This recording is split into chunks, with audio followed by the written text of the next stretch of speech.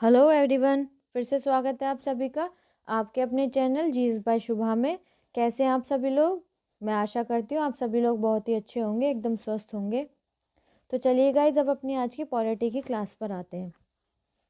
जैसे कि आप लोगों को पता ही है कि पॉलिटी में जो हम टॉपिक पढ़ रहे हैं उसका नाम क्या है? उसका नाम है नागरिकता, सिटीजनशिप। तो आज हमारे इस टॉपिक की 5वीं क्लास है।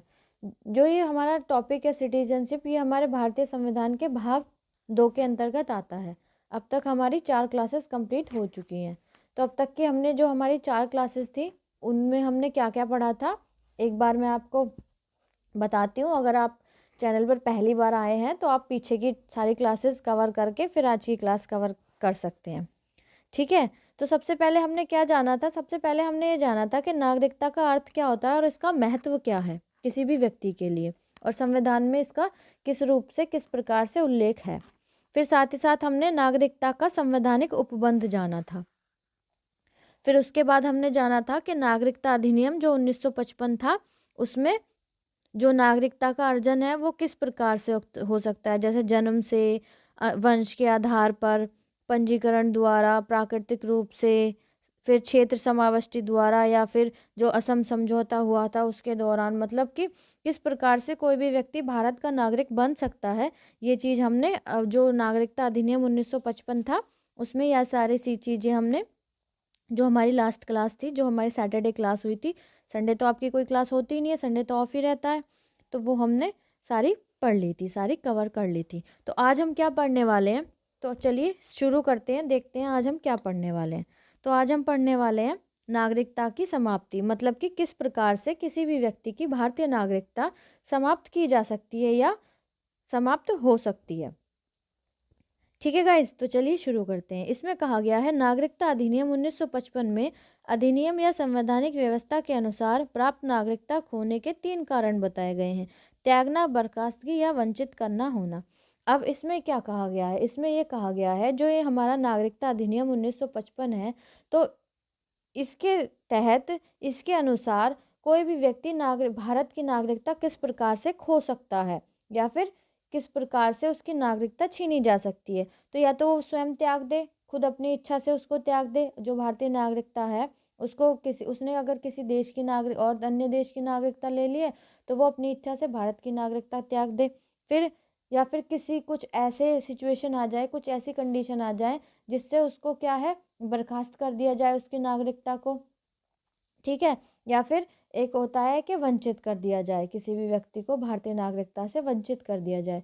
तो इनका मतलब क्या होता है कि त्यागना, किस प्रकार कोई भी व्यक्ति अपनी भारतीय नागरिकता त्याग सकता है, या किस प्रकार उसकी नागरिकता बर्खास्त हो सकती है, या फिर उसको किस प्रकार भारतीय नागरिक से वंचित किया जा सकता है, भारतीय नागरिकता से। तो अब हम ये डिटेल में पढ़ने वाले हैं। ठीक है, तो चलिए शुरू करते हैं।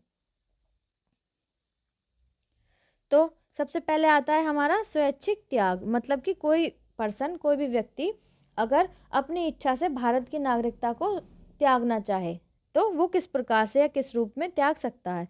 तो बताया गया है, एक भारतीय नागरिक जो पूर्ण आयु और क्षमता का हो, ऐसी घोषणा के उपरांत वह भारत का नागरिक नहीं रहता, अपनी नागरिकता को त्याग सकता है यदि इस तरह की घोषणा तब हो जब भारत युद्ध में व्यस्त हो, तो केंद्र सरकार इसके पंजीकरण को एक तरफ रख सकती है। जब कोई व्यक्ति अपनी नागरिकता का परित्याग करता है तो उस व्यक्ति का प्रत्येक नाबालिग बच्चा भारतीय नागरिक नहीं रहता, यद्यपि इस तरह के बच्चे की उम्र 18 वर्ष भारतीय होने पर वह प्रार्थना पत्र देकर भारतीय नागरिक बन सकता है।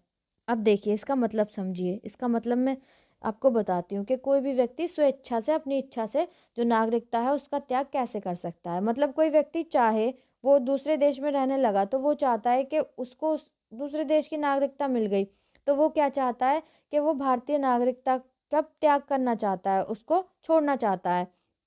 तो वो क्या कर सकता है, एप्लीकेशन देगा और उसके में लिख देगा कि मैं भारत की नागरिकता को त्याग करना चाहता हूँ क्योंकि मैंने अन्य देश की नागरिकता ग्रहण कर ली है।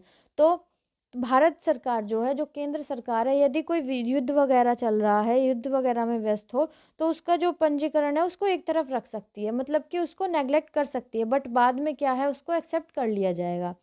साथ ही साथ ये है कि कोई भी एक और बात है इसमें कि कोई भी व्यक्ति अगर अपनी नागरिकता को त्याग देता है, अपने किसी अन्य देश की नागरिकता ले लेता है, तो अगर उसके बच्चे जो कि क्या है 18 साल से कम के हैं, नाबालिग हैं, तो ऑटोमेटिकली उन बच्चों की भी नागरिकता खत्म हो जाएगी। लेकिन अगर 18 साल कंप्लीट होने के बाद वो बच्चे भारत के नागरिक बने रहना चाहते हैं या भारत में दोबारा आके रहना चाहते हैं, बहुत सारे ऐसे सेलिब्रिटीज़ हैं जिन्होंने और कंट्रीज़ की सिटीजनशिप ले रखी है लेकिन वो फिर भी इंडिया के अंदर रह रहे हैं।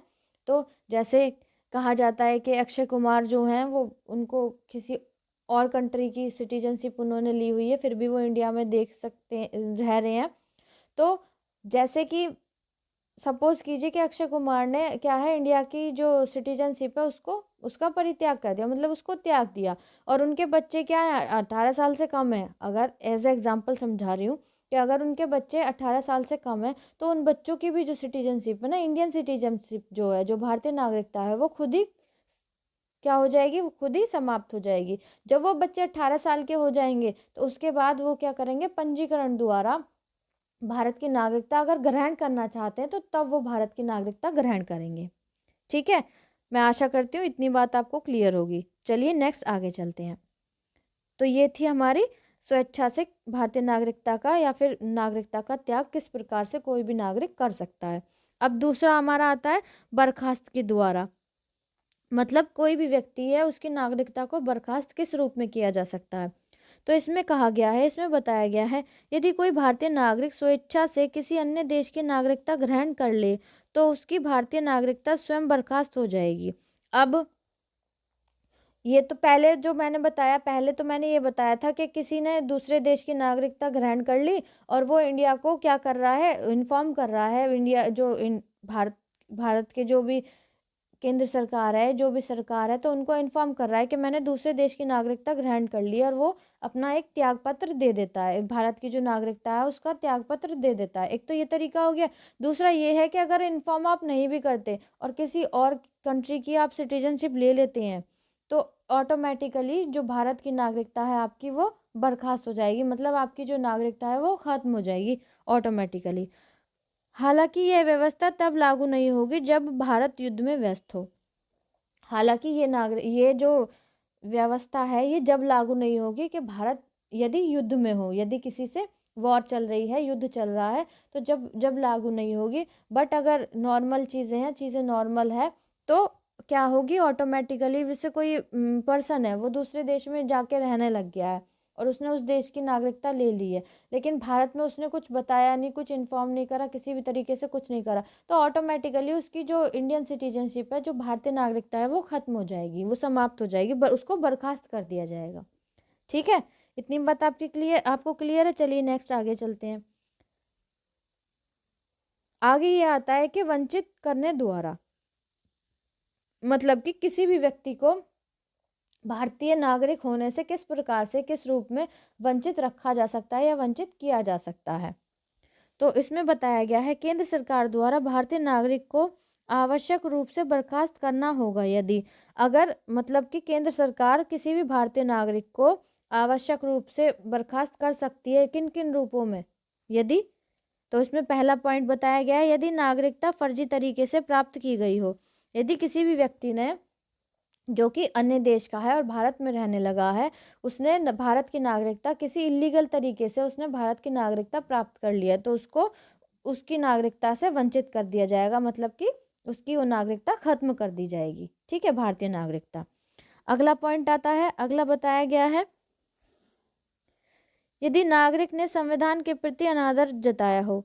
यदि जो भी नागरिक है उसने, जिसने भारत की नागरिकता ग्रहण कर की हुई है, यदि उसने संविधान के प्रति क्या जताया है, अनादर जताया है, मतलब कि हमारा जो भारतीय संविधान है उसका अनादर किया है, उसका अपमान किया है, तो उसको क्या किया जाएगा, उसकी जो नागरिकता है उससे उसको वंचित कर दिया जाएगा।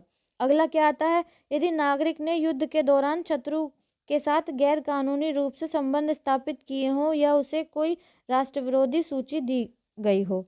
मतलब यदि कोई व्यक्ति है उसने किसी शत्रु देश के साथ किसी भी तरीके से गैर कानूनी रूप से कोई संबंध स्थापित कर लिए हैं, उसका कोई भी रिलेशन उस क्या है, जो भारत का जो भी शत्रु देश है या फिर कोई भी व्यक्ति है जो भारत का शत्रु है, जो वांटेड है इंडिया इंडिया के अंदर, अगर उससे उसके किसी भी तरीके के कोई रिलेशन स्टैब्लिश हो जाते हैं, स्थापित हो जाते हैं, तो उस रूप में क्या होगा, उसकी जो नागरिकता है उसका उससे क्या किया जाएगा, उसको वंचित कर दिया जाएगा, उसकी नागरिकता उससे छीन ली जाएगी।